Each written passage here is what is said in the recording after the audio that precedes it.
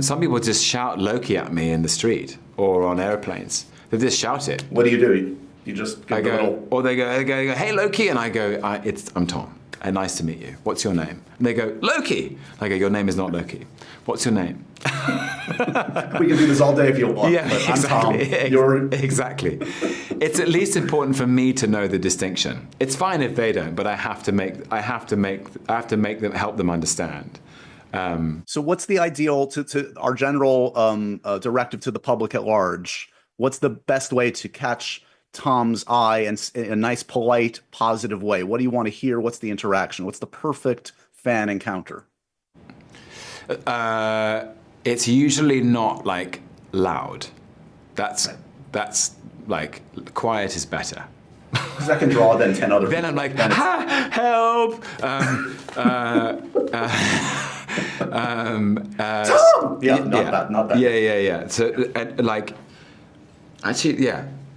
Somebody the other day on the way here actually was super classy about it.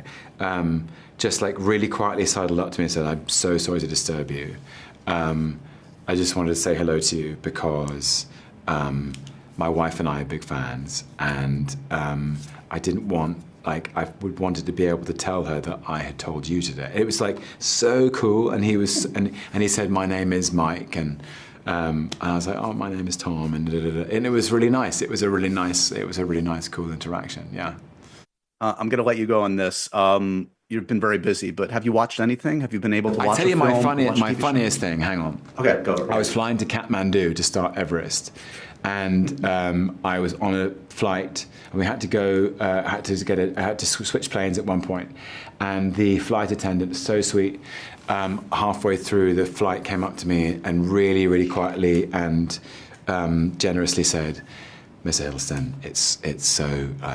I just wanted to say, like, I don't want to disturb you. I know you're on an airplane, but I'm such a fan of your work, and it's such a pleasure to have you on our flight. And I was like, oh, that is so kind of you. Thank you so much. You didn't have to say that. And it was really generous of him, and he did it in such a cool way, and just said, I just wanted to come and say, that we just, thank you for your work. And I was like, what a lovely thing.